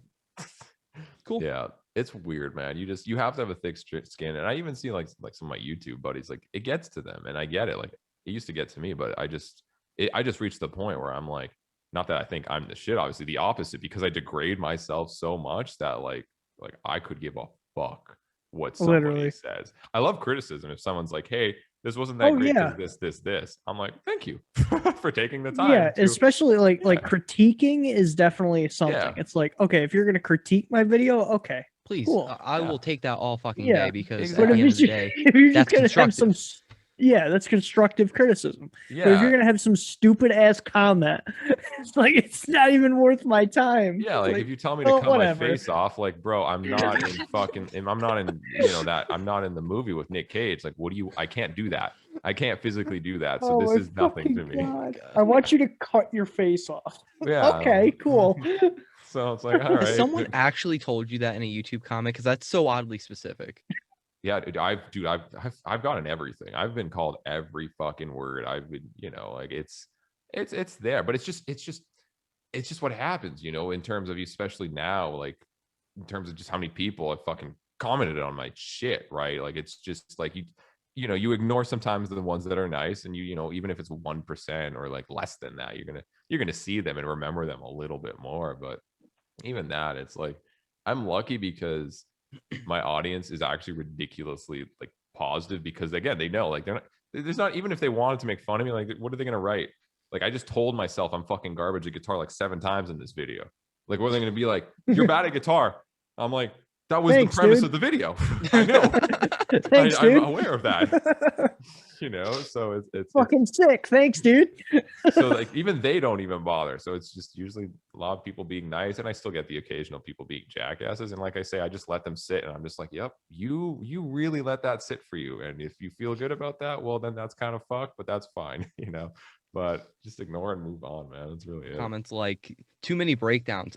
It was a breakdown compilation video. Yeah. Like, Yo. like I've seen some stupid shit. Like, but the thing is though, like, I think what's crazy though is that with TikTok, it's kind of breeding more of that toxicity. You're gonna see a lot of those YouTube hater type comments. I'm already kind of seeing them move over to TikTok because of the video response to comments on TikTok. Mhm. That's where Oh, all that yeah. toxicity builds. And so like, yeah, sometimes it's funny if people are literally just Yeah. responding to it just to make a laugh out of it. But some people get so genuinely butthurt by it. Mhm. And I almost lose a little bit of respect for them when I see them let that bother them. I'm like, dude, it's just a hate comment. It's okay. Yeah. I mean, It's I'd put it to this. It's like a reason for a person to do that, like a lot of the time it's just, hey, maybe they had a shit fucking day and they just don't know how to let it out. You know, they just fucking hate on you instead. Well, Like the thing is with TikTok, if you like stitching is a big fucking thing over in TikTok. Like stitching, if you stitch a video and then you have your opinion and that person that you stitched comments on it, like if you say like the one video I made of no mask in Florida, he commented immediately saying some stupid comment. Your teeth are crooked. Go to the dermatologist. Okay, cool. I've only heard that a million times. And I made a video of it, of his comment. Like, oh, I'll write that down. No problem. I'll write that down. Don't worry, I got you. Maybe actually, you know what? Instead of going to the dentist, let me actually put my teeth on a curb and you can step on my fucking head. Yo, when I saw you say that, I was like, dude, Kyle, you're taking that to the next level. I don't care. It's like, come on, bro. Come up with an actual fucking insult. That's what I say to everybody. Come up to an actual insult that I've never heard of. That'll make my fucking day. Yeah, exactly. I usually, I actually, if anything, I would probably do a Twitch stream soon where I say, roast me, and that's it. And all you can do is roast me, and I'd put that into YouTube content, and I'd say my chat showed how much they hate me, or something like that. Nick, you need to do this. I'm telling you to do this. Because I'm telling you right now, nothing will make me click faster than knowing somebody like you is just like, okay, I told everybody to fucking roast me, let them have a field day, and we're gonna have some fun with it. Dude, okay, where's my calendar? I'm Dude, I'm a fucking do it. Yo, this is content. Dude, I mean, straight content the with fuck up. Like, just like, I'm gonna Twitch. I have it here. Tuesday. Yeah, probably Tuesday. Twitch stream. Roast me, and I'm just gonna do that. Roast me for 2 to 3 hours. That's it. I love it. Fuck, you just gave me a reason to get on Twitch. I don't understand Twitch just yet. Twitch is like, it's not hard, but it's hard, if that makes sense. It's like hard, but it's not. It's tough, man. It's live. You have to have just in general that just you can talk. Like I've seen a lot of people that, I can make a video. Yeah, that's cool. Can you talk for 3 fucking hours nonstop and make literally people not be bored as shit? It's actually like your first ever, like if you're a comedian, it's your first ever stand up. Kind of. Yeah, Yeah. there is a performative aspect to that. Yeah, absolutely. You have to be you just have to be entertaining. You have to know how to talk to people and strike up conversations. Like there's no fancy fucking editing you're gonna have or fancy ass effects. Like because if you say something, if you say something that you completely regret, it's everywhere. Oh yeah, like that too. It's terrifying. Like if you say something completely out of random that's not okay, and you want to take it back, you can't take it back. Exactly. There's no editing. That's why I'm just like, I am a dumbass, and I just unfilter. I just am like, here you fucking go, and I do that, and I have done that on YouTube too for a while now, and kind of gotten more comfortable with being a dumbass. So because I'm so used to doing it on YouTube, even though my YouTube videos, of course, like I can edit and cut if I want. Yeah. Right. A lot of my YouTube videos, even recently, like my reaction isn't actually cut. My reaction is literally just hi, and whatever I say in that moment is what I fucking, it's there, you know. There are people that will cut out every breath in between words, and I'm just like, what amazes me is that people take the time to do shit like that. It's too much work. That's the problem. It's a stupid amount of work. That time in? And I'll tell you right now, in the early days of this podcast, I used to cut out breaks where like we stopped talking, and like if it was like a 3-second span of time where we stopped talking or we were still laughing after a joke and it was like we were laughing for way too long, I'd cut that out. But I got so exhausted staying up till 3 or 4 in the morning doing that I was like, what am I doing? Yeah. I mean, do people actually care? I think even we said, Pat, like, calm the fuck down. Like, I think we even said that. It's like, dude, calm down. It's but to be fair, there was, because I was putting so much attention to it, I was also giving like weird shit at the end of podcasts, which that part was kind of fun. I kind of need to start doing shit like that again, like throwing your laugh sample randomly into shit again. I hate you. Shut up. No, that laugh, dude, is iconic. That might as well be our intro. That might as well just be our fucking intro to the podcast. Fucking, let's do it. I love it. I love it. But I laughed like a fucking goat. I get it. No, it was more or like a hyena. It was more like a hyena. Yeah, it's more of a hyena. If you laughed like a goat, I'd never let you forget that. I wouldn't even stop. Love it. Nah, dude. So yeah, other than that, dude, I'm just trying to have fun making content now, and I can tell that the fun is going to be diving more into reaction videos, but that and like weird little shit like, well, it's not fun when we react to Falling in Reverse. Calm down. No, we got to stop reacting to people who have a serious cult following, because we have to really watch what we say. And like looking back on it, like it's not that I regret what I said. I just don't feel like I felt like I could have said it better. I don't regret anything that I say ever. It's if I watch a Falling in Reverse and I say something, I fucking mean it. Okay. I'm sorry. Like, I honestly think Ronnie Radke is trash. That's just my opinion. He's a trash person, but I respect his music. Like, that's pretty much what I said. And I still get called autistic, an idiot. And I have no idea what the fuck I'm doing. You're getting told that you deserve to be canceled because you're rude.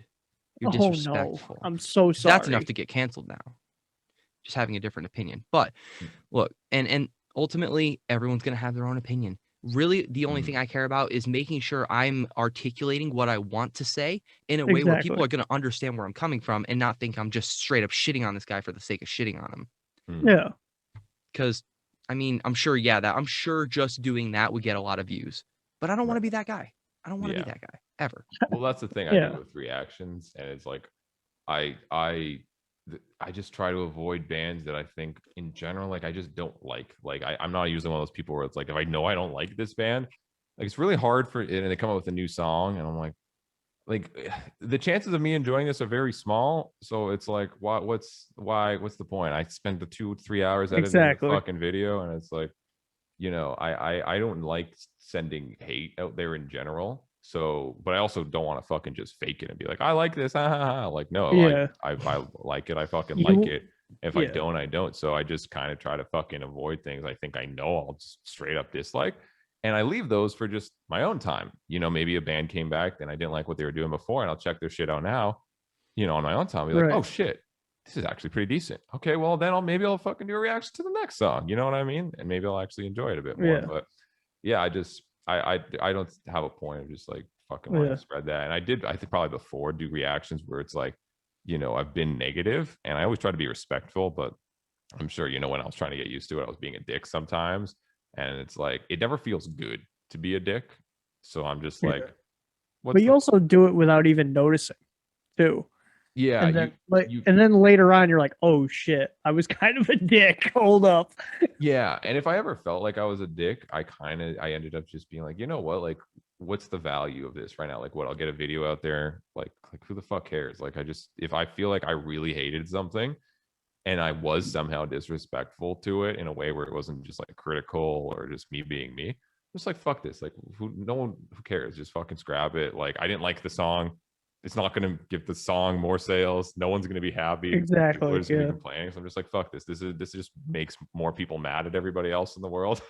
So that hasn't happened very often though, because again, I just don't really react to stuff that are bands like I really don't fucking enjoy that much. I usually just have a pretty open mind, and even if I don't like something that much, I'll just focus on I don't like this because this and this, and that's it. It's not like this I hate the person necessarily or this shit. I'm like, But musically, even that, if you're even respectful about it, they still fucking come at you. It doesn't matter. Well, I mean, it depends, I guess, on what level. I've had pretty good experiences even with bands, and I'll even name one of them where Crown of the Empire. I reacted to one of their songs, and I used to love the Fallout and stuff, and I was like, this is, oh man, like I was decently negative, but of course I was somewhat respectful. And even then, Right.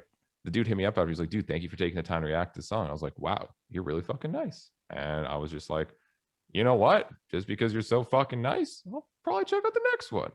Yeah. And simple as that. It's just sometimes it takes as nice as just being like, thank you for checking out, even if you didn't like it that much. I was like, right. Yeah, thanks. So I myself have had pretty good experiences with it. And again, I also try not to put myself in positions where I would have a bad experience a lot of the time, like, because it's just like, what's the point? Like, you just make the fucking band people pissed at you. You make the audience mad. No one enjoys it. The content itself then ends up being fucking trash anyways. So it's like, this doesn't do anything good. So fuck it. So I just avoid bands I really dislike or don't want to do. And that's kind of it. I just kind of go with the flow. And I've been pretty lucky with that, I guess. Yeah, it's honestly kind of dumb where you have some critiquing and you still get fucking shot down immediately. I think I had that before after I've done it for a while. I think everybody has, to be completely honest. It's like, oh, well, if he did like this kind of thing, but I did like it. But if he did this kind of thing, you'll still get immediately shot down, no matter what. It doesn't really. Sometimes for me, again, before, I think when you start to do it, you'll get a little shut. But as long as you kind of stand your ground with some of it, and it is really, like, you can tell it's constructive, right? Like I said, at least my audience and people have been a lot more support, even if it's like a Day to Remember, right? Like Day to Remember's new album, some of it was actually I did enjoy, and some of it I really, wasn't my thing. And the songs, even that I was like, this is really not my thing. Even people in the comments were just like, I actually really enjoyed this, and that was it. I was like, oh, cool. I didn't necessarily have that much, but I think again that's because over the years of kind of developing more of that constructive feel, people have gotten used to it, and they know that I'll still be constructive. I don't like something. So I think it is something, again, you just getting more used to, even though, yeah, definitely at first, I'm sure people will just fucking not care and just be like, you don't like this, fuck you. And I'm sure I still get some of those comments, but the overall majority, I've been pretty fortunate where it's like, it's pretty positive. Even if I'm not a huge fan of the track I just checked out, like they'll still be like, okay, understandable, we still like this song, and they'll still fucking, watch, or they'll check out when I do another reaction, and the band's still happy. So I've had that kind of experience, but I can definitely tell that can happen too. So I'm curious, like, are you ruling out that you never would go on tour, or it's just not something that you are personally interested in?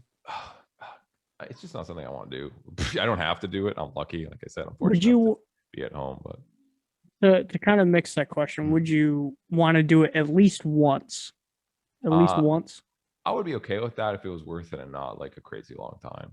Even that, right? Like it'd have to be really, really stupid worth it. Which is why I just say I'm never going to go on tour. You know what I mean? It's like I'll never go. But if you get that crazy ass bullshit opportunity, which no one gets, I'd be like, okay, But again, I'm not expecting to ever get that. So it's like I'm just like, well, I'll just say no, and if I need to say yes one day, okay. It's as simple as that. But I have other things to do, even while finishing up Termina. Again, and not that now you can go and tour or do anything because COVID, but like most people, when they finish an album, they're like, let's go fucking tour on this. Dude, I'm fucking writing like 3 different albums right now. Like, I don't have fucking time to leave. I got to go finish my other projects. I got to do YouTube. You know what I mean? Like, I got other shit to do. Termina's done. Like, there you go. It's out. I can focus on other things now, right? Like, I'm not going to go now tour with it and fucking promote the shit out of it nonstop. Like, it's out. We promoted it enough. When it's out, I hope people like it. That's it. You know, and we'll eventually start writing the next one, and that's all. No, absolutely. It's something that I'm hearing more and more often with newer, younger bands. Actually, is like, we just put out this new album, but dude, we've got the next two like ready to go. I'm like, how? How? It's like, well, because these songs that we just gave you, we've had like sitting around for like 5 years. I'm like, how? Right. I'm just like, I'm dumbfounded by the level of creation, just the ability that people have developed, especially these younger It's bands, to fucking put wild, so much bro. work in. I've got nothing but respect for the younger It's generation. wild. This new wave, especially the new wave of deathcore, is particularly interesting to me. It's a lot of music. There's a man. lot of deathcore recently, like crazy amount of deathcore. Yeah, there's quite a fucking bit, and it's just, I mean, even myself, like, I like to work pretty fast because the thing is, times change pretty fucking quick, you know. Yeah. And I don't like to just, I don't want to write something that, you know, came out, you know, I wrote in 2017 necessarily, like I did on one track, and you know, oh, 4 years later, let's finally release it, because I wrote that for 2017. You know what I mean? Like, I didn't write that for now. Like, it's simply outdated. I like to write something, fucking finish it, and just, here, good, go, you know, here's a song. But that's also why I'm not like, I want to write a single and be like, here's a single, done, you know, let's start writing the next one, here's a single, done. So it's fresh in the moment, instead of me being like, let's finish this full fucking album first, okay, let's do all the details, all right, let's wait 17 years to fucking put it out, and no one cares anymore, you know. So I just, here's new song, here you go, done, you know. Well, keeps hype, it's fresh, new. Well, Termina's DIY, right? Yeah, completely. So- Except the video is all Patrick Lawler. He is actually a magician. I don't know how the fuck he does that shit, because me and Andy live in different countries, and he filmed all those videos, except fucking Lucid, which was the other dude, Alex, who does live here, and we did film that together. He filmed all the, like, the Abyss, Desolate Spectre, The Edge of Time in front of this white wall right here for me. That's wild, bro. It's Yeah. fucking Holy awesome. shit. Yeah, Dude, I the still have future is raw now. footage. Huh? The future is now, man. Like, the shit You don't people even can need a do- green screen. You Yeah, just I go in asked front of him. a wall. I was like, do I need a green screen? Like, I have one. He's like, no, just go on a white wall, and I'll chroma you out. I was like, Huh. Okay. Okay. Okay. And that was it. And that's all we did. Me and Andy filmed in 2 different fucking countries. Oh, by the way, on our iPhones, not to mention. Stop. Yo. No. Stop I quit. I'm fucking swear. done. The I'm done. Abyss, Desolate done. Spectre, and The Edge of Time were filmed on our iPhones. This interview is over. I'm done. This interview is over. No, as much I'm shit as I done. talk on that, dude, this is what I mean when I say, like, the new generation is so far ahead of its time. Like, it's the shit that we could do now is fucking unbelievable. And when Yeah. people tell me shit like that, I'm proud. I'm proud to know that we can make so much with so little. Like, Yeah. there are rappers that are literally making hit songs in a hotel bathroom, and we've got guys like you making music videos with their iPhones. I don't give a fuck, man. That's fucking cool. It's insane, man. And like, we do what we got to do to make it work. Because I tell Patrick our budget every time, and he's worked with Korn and fucking Polyphia, and like he's worked with big boys, but he's just such a nice dude, and I've been friends with him for a while, that he just likes Termina too. So he's like always super helpful. He's just like the nicest guy ever. So he's like, yeah, I know you guys have like no budget, and it kind of makes me sad probably, but like, Oh my God. I like you guys, so we'll do what we can do. I love how you. I know you guys are broke, but fuck it, let's get it. Yeah, basically, right? And he's just so nice, and that's why Amazing. like, we don't get any props, we don't get any extra lighting. Like, you have iPhones? I'm like, yeah. You got a white wall? Yeah. All right. Don't fuck up the song. Go. Don't fuck up the song. You know, We That is got the you. best motivation that anybody really can give, because it does kind of make you a little bit more conscious when somebody says don't fuck up, and you're like, well, fuck, now that's all I'm thinking about. he didn't tell. He doesn't. He'd actually edit it probably and do super amazing. I was telling us don't fuck up the song. Okay. That's the least I could do. I'm like, okay, do you he's like, well, he's like, no, you can kind of make mistakes. It's all like crazy editing. And I'm like, okay, I will do one thing for you, which is actually play this accurately. That's amazing. And that is it. And that's it. And you just like I have the raw footage on my fucking OneDrive, dude. It's just me with a fixed camera in front of this white wall, just like moving with my guitar. And he turned that into those 3 videos, and it's fucked up. See, this is why I hate shit like Fiverr, because there's actually like really talented people like your friend Patrick who will do this wizardry like this. But Fiverr's like, yeah, I'll throw $5 to somebody and maybe we'll get something out of it. I don't know. We're just gonna kind of see what happens. Yeah. No, yeah. We are blessed. Patrick, he magician. That's the only way I describe that dude. I've never seen another videographer in my life be able to do that shit. Maybe they can, and I'm just fucking so out of the loop.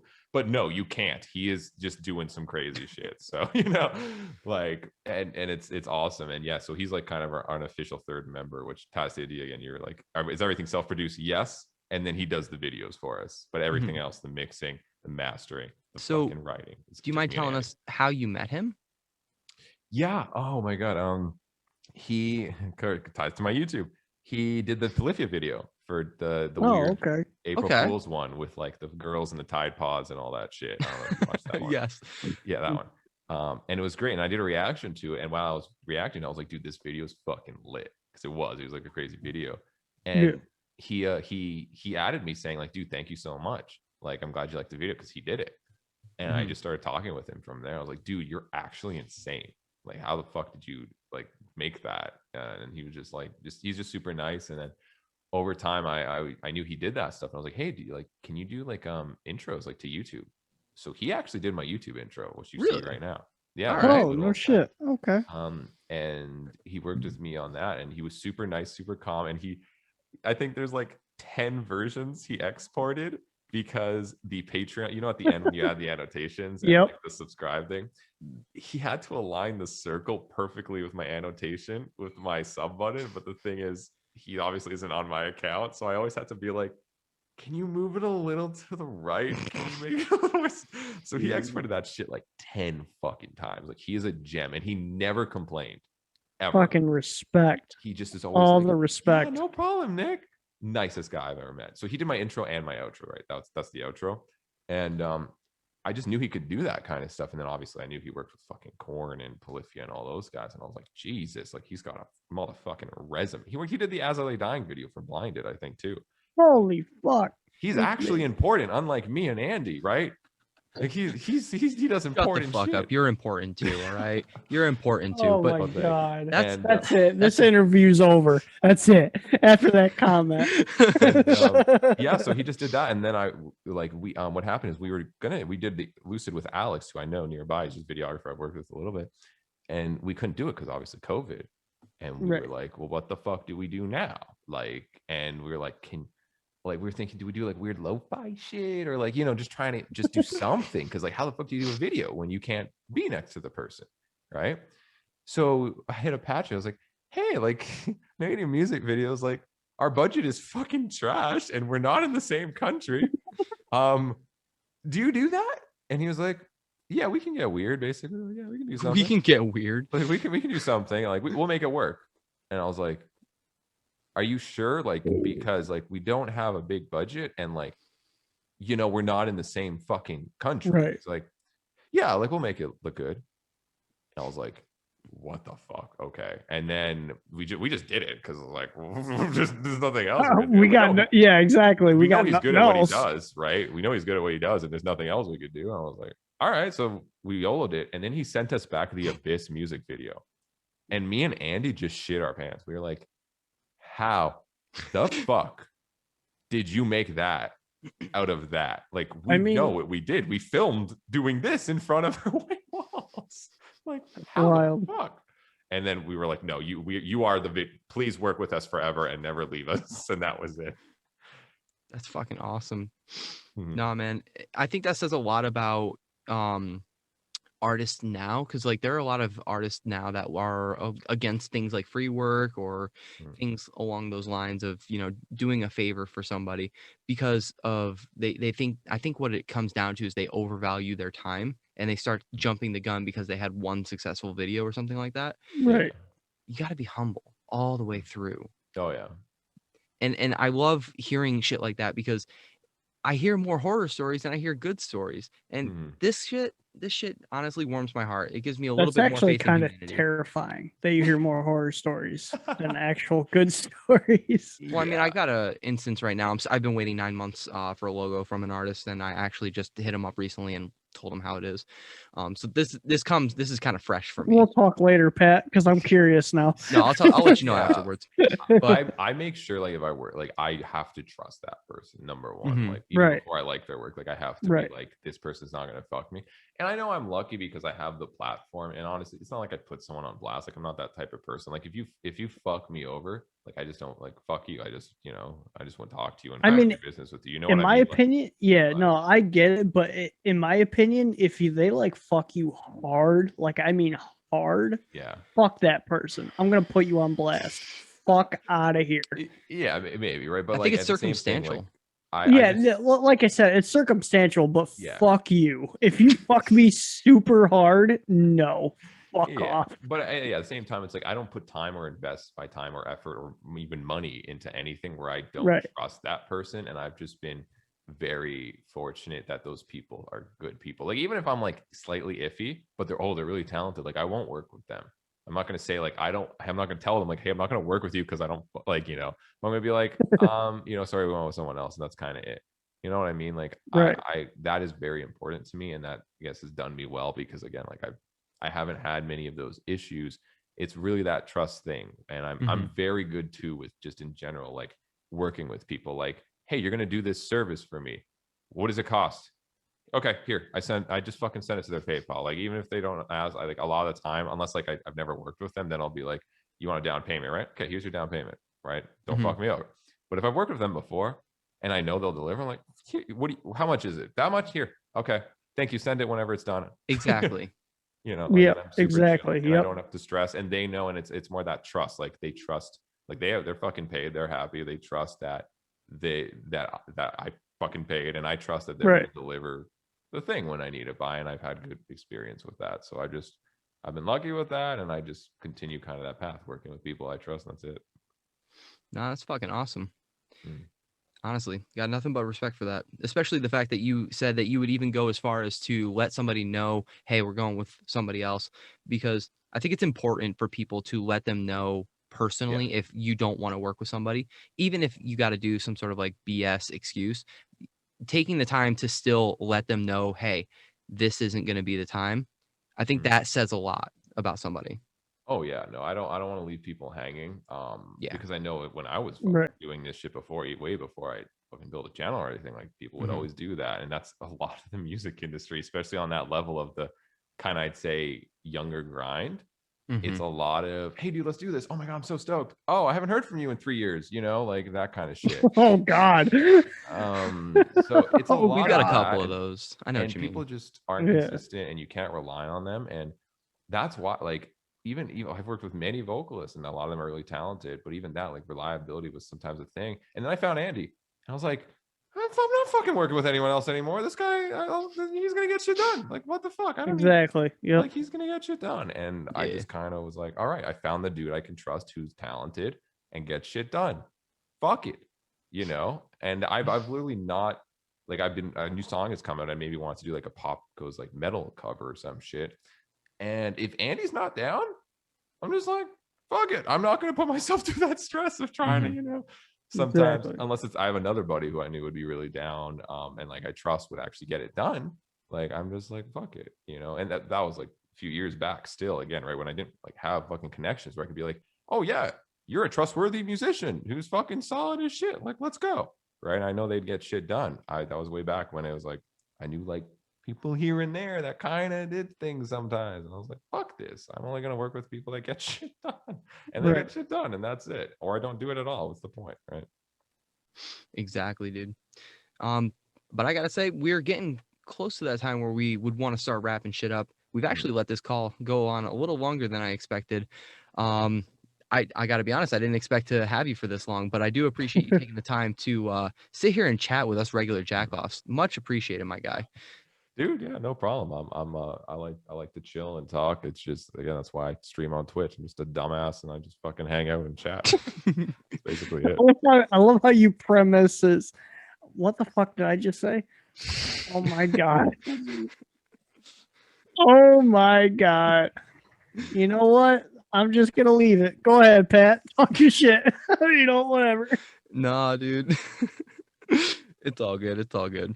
But yeah, is there anybody you want to shout out or to shit talk before we ultimately give you the virtual boot? Shout out to I don't know, Andy, I guess, for putting up with me for a long time. And yeah, and also fuck you, Andy. No, I love you. That's it. And thanks, people who like my stuff. I like you. I like you. Yeah. Nah. I do this a little bit too often, but I'm going to shout out the fact that Andy was on the Lead Singer Syndrome podcast. And I just want to say right now, I have never heard Shane Told praise somebody so much. That was kind of cool. So I hope that means a lot to Andy, because it meant a lot to me to hear him praise another vocalist, especially a younger guy like that. So guys, absolutely check that out if you are a fan of Termina. That was a cool interview. And obviously check out more of our stuff. I don't know why you're still here. Get to the next fucking video, guys. Get to the next dude. Let's go. What you doing? Like, comment, subscribe. You know all the bullshit. I'm not gonna do that anymore. Whatever. Fuck you. Nick, get fucked. Thank you.